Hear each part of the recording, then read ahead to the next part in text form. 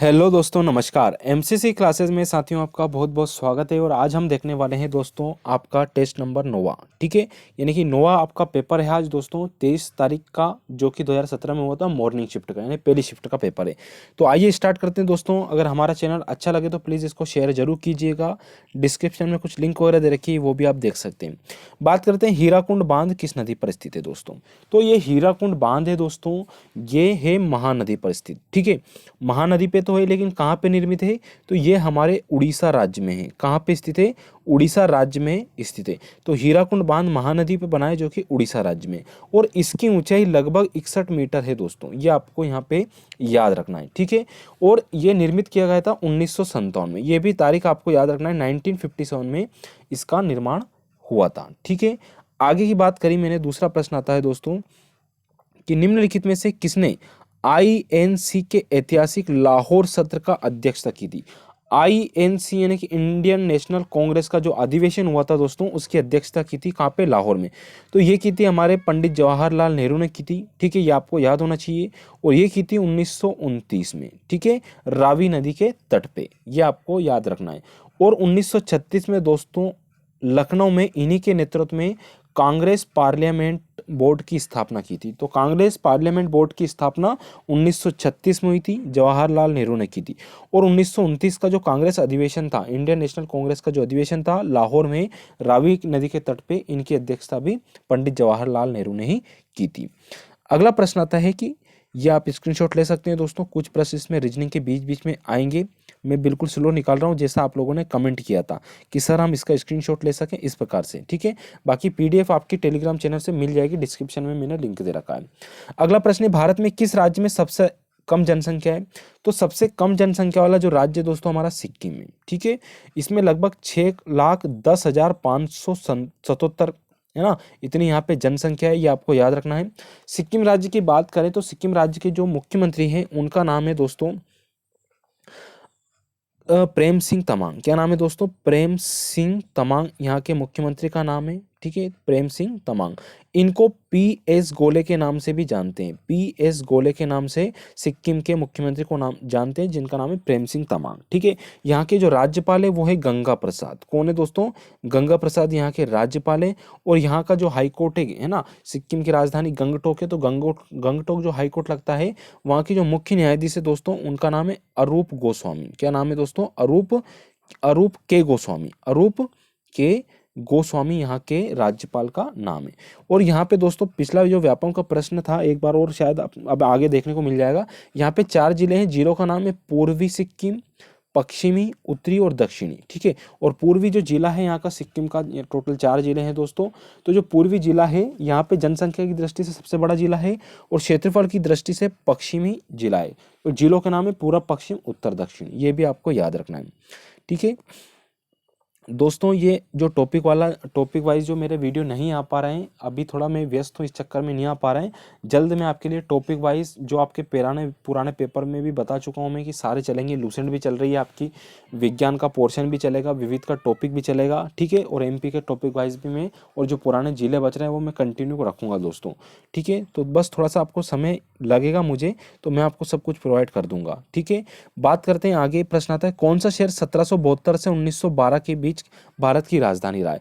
तो कलकत्ता दोस्तों 1972 से 1912 के बीच राजधानी रहा है। यानी कि प्रश्न ये भी आ सकता है कि नई दिल्ली से पहले भारत की राजधानी क्या थी? तो वो कोलकाता थी। ठीक है दोस्तों, और ये कलकत्ता जो है हुगली नदी के किनारे स्थित है, ये आपको याद होना चाहिए। और ये भारत का दूसरा सबसे बड़ा दोस्तों क्या है? शहर भी है। ठीक है, ये भी आपको यहाँ पे याद रखना है।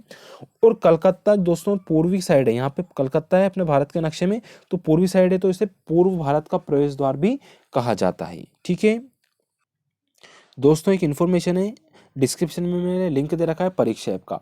यदि आप टेस्ट सीरीज यानी कि जो प्रैक्टिस सेट के आधार पर मॉक टेस्ट लगाना चाहते हैं, तो डिस्क्रिप्शन में लिंक दे रखी है, परीक्षा ऐप डाउनलोड कीजिए।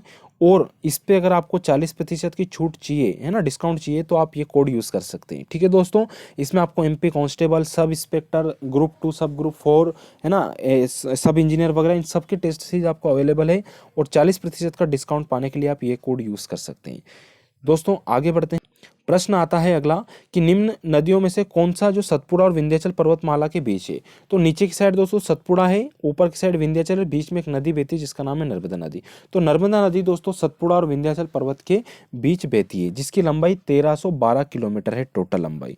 फिर अगला प्रश्न है मध्य प्रदेश का सबसे बड़ा राष्ट्रीय उद्यान। तो मध्य प्रदेश का सबसे बड़ा राष्ट्रीय उद्यान कान्हा किसली राष्ट्रीय उद्यान है दोस्तों, जो कि पड़ता है मंडला जिले में। ठीक है, इसको अभ्यारण्य बनाया गया था 1933 में, और 1955 में इसको नेशनल पार्क बनाया गया दोस्तों, और 1973-74 में दोस्तों इसको प्रोजेक्ट टाइगर में शामिल किया गया। इसको एक अवार्ड मिला है, जिस अवार्ड का नाम है यह स्कॉच अवार्ड। क्या नाम है दोस्तों, स्कॉच अवार्ड। तो स्कॉच अवार्ड से भी इसको सम्मानित किया जा चुका है। ये भी आपको याद रखना है, सॉलिड वेस्ट प्रबंधन के उसमें इनको सॉलिड पुरस्कार दिया गया। अगला प्रश्न है, यदि एक वर्ष, ये आपका मैथ्स का रीजनिंग का प्रश्न है दोस्तों, आप इसका स्क्रीनशॉट ले सकते हैं। बाकी पीडीएफ आपको टेलीग्राम चैनल में मिल रही है। ठीक है, प्रश्न आता है इंडिया गेट देश के सैनिक निर्माण सैनिकों के स्मारक के रूप में बनाया गया। तो ये बनाया गया था, जो प्रथम विश्व युद्ध हुआ था ना दोस्तों, उसमें जो सैनिक शहीद हुए थे उनकी याद में इंडिया गेट का निर्माण किया गया था। ये 43 मीटर ऊंचा है दोस्तों, नई दिल्ली में बना हुआ है ना इंडिया गेट। ये स्वतंत्र भारत का राष्ट्रीय स्मारक है, ये आपको याद रखना है। इसको पहले किंग्स वे के नाम से जानते थे, किंग्स वे के नाम से जानते थे। ठीक है, 1931 में इसको बनाया गया दोस्तों, और इसका जो डिजाइन किया था वो एडवर्ड लुटियंस ने तैयार किया था। एडवर्ड लुटियंस ने इसका डिजाइन तैयार किया था। लगभग 90,000 भारतीय सैनिकों की स्मृति में यह गेट बनाया गया था ना। खासकर ये प्रथम विश्व युद्ध और अफगान जो युद्ध हुए थे उसमें जो शहीद हुए थे सैनिक, उनकी याद में यह बनाया गया। अगला प्रश्न आता है कि भारत का पहला उपग्रह किसके नाम पर रखा गया है। तो आर्यभट्ट के नाम पर रखा गया था, और 1975 में यह उपग्रह छोड़ा गया था। ठीक है, आगे प्रश्न आता है कि ज्ञानपीठ पुरस्कार जीतने वाली प्रथम भारतीय महिला आशा पूर्ण देवी थी दोस्तों, है ना। 1961 में इस ज्ञानपीठ पुरस्कार की स्थापना की गई। ठीक है, और जो वर्तमान में मिला है दोस्तों वो मिला है अक्कीतम अच्युतम नंबूदरी को। अक्कीतम अच्युतम नंबूदरी को दिया गया है, और 22 भाषाओं में, जो संविधान में हमारा अनुसूची में निर्मित है, उन 22 भाषाओं में यह पुरस्कार दिया जाता है। फिर आता है किस बांध के विरुद्ध नर्मदा बचाओ आंदोलन तैयार हुआ था दोस्तों, किया गया था। तो सरदार सरोवर बांध जब निर्माण किया गया, मतलब जब बन चुका था, उसकी ऊंचाई जब बढ़ाई जा रही थी, उस टाइम पे इसका विरोध किया गया था, और 163 मीटर के आसपास इसकी ऊंचाई है दोस्तों। ठीक है, लगभग बता रहे हैं, ऐसा बताया जाता है, या फिर 16 मीटर, ये आप थोड़ा देख लीजिएगा इसकी ऊंचाई। ठीक है, यहीं पे दोस्तों गुजरात में ही इसी सरदार सरोवर बांध के किनारे ही Statue of Unity, Statue of Unity यानी कि अपन बोलते हैं एकता की मूर्ति, है ना, जिसके जो निर्माता थे राम सुतार थे, है ना, इनका डिजाइन तैयार किया गया था। 182 मीटर ऊंची है, यहीं पे स्थित है दोस्तों। और अगर इनका फुट बिल्कुल नीचे से देखी जाए, इसकी जो ऊंचाई है वो 240 मीटर है, और ऐसे देखी जाए तो 182 मीटर है। ठीक है, ये आपको याद रखना है।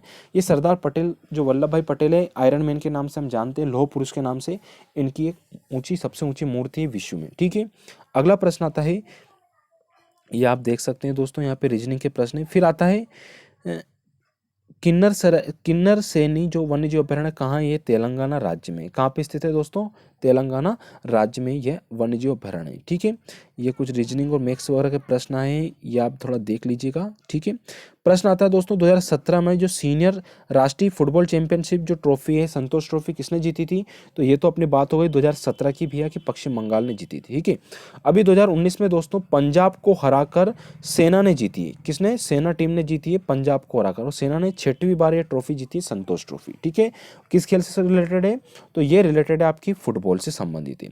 अगला प्रश्न आता है भारत राज्य वन रिपोर्ट 2015 के अनुसार किस राज्य में 1% सर्वाधिक है।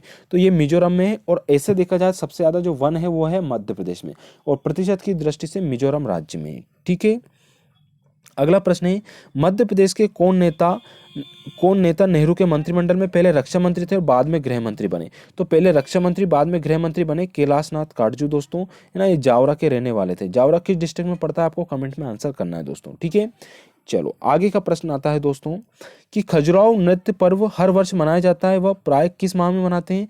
तो ये मनाते हैं दोस्तों हमारे फरवरी मंथ में। खजुराहो, है ना, छतरपुर जिले में खजुराहो है, तो खजुराहो नृत्य यहीं पे होता है, और हर वर्ष होता है। अगला आता है पंचशील समझौता की घोषणा किसके द्वारा की गई। तो ये की गई थी पंडित जवाहरलाल नेहरू के द्वारा की गई थी। ठीक है, जो आपका तिब्बत वाला क्षेत्र है, और ये की गई थी सन 1954 में। कब की गई थी? सन 1954 में ये समझौता हुआ था भारत के बीच व्यापार और आपसी संबंधों के बीच चीन के तिब्बती क्षेत्र के आधार पर। फिर भारत के महान्यायवादी अटॉर्नी जनरल है, उनकी नियुक्ति कौन करते हैं? तो ये करते हैं हमारे भारत के राष्ट्रपति करते हैं। ये आपको याद होना चाहिए। तो भारत का महान्यायवादी भारत सरकार का मुख्य कानूनी सलाहकार तथा भारतीय उच्चतम न्यायालय में सरकार का प्रमुख वकील होता है, और इसकी नियुक्ति हमारे भारत के राष्ट्रपति द्वारा की जाती है। अगला प्रश्न आता है कि सिखों के 5वें गुरु तो गुरु अर्जुन देव थे। पहले गुरु बता दूं, गुरु नानक जी थे दोस्तों, गुरु नानक देव। फिर अंगद देव थे। फिर थे आपके अमरदास, अमरदास के बाद रामदास, और रामदास के बाद अर्जुन देव थे। ठीक है, बाकी मैं कहा ये पूरे 10 गुरु के नाम मैं आपको पहले भी बता चुका हूँ। ठीक है, फिर अगला प्रश्न आता है दोस्तों, उज्जैन प्राचीन कालीन अवंती की राजधानी थी, वह इन किसका शासन था वहाँ पे? तो जो अवंती जो राजधानी थी, यानी कि उज्जैन नाम है वर्तमान में, तो राजा विक्रमादित्य की ये राजधानी रहा है। यानी प्राचीन काल अवंती की राजधानी उज्जैन थी, और यहाँ पर जो राजा थे वो विक्रमादित्य ने यहाँ पे शासन किया है। विश्वत रेखा वगैरह आप देख लीजिएगा दोस्तों। ठीक है, अगला प्रश्न है आपका, मैं आपको बता देता हूँ या फिर डायरेक्ट मैं बता दूंगा, थोड़ा ज़्यादा नीचे होगा तो प्लीज़ दोस्तों मेरे चैनल को शेयर और सब्सक्राइब जरूर कीजिएगा अगर आपको अच्छा लग रहा है। प्रश्न आता है दोस्तों कि उत्तर प्रदेश की पहली महिला राज्यपाल कौन थी? तो ये सरोजनी नायडू पहली महिला राज्यपाल थी उत्तर प्रदेश की। ठीक है, और सरोजनी नायडू का जो जन्म हुआ था दोस्तों वो हैदराबाद में हुआ था। कहाँ हुआ था? हैदराबाद नगर में हुआ था, और ये उत्तर प्रदेश की पहली महिला राज्यपाल बनी।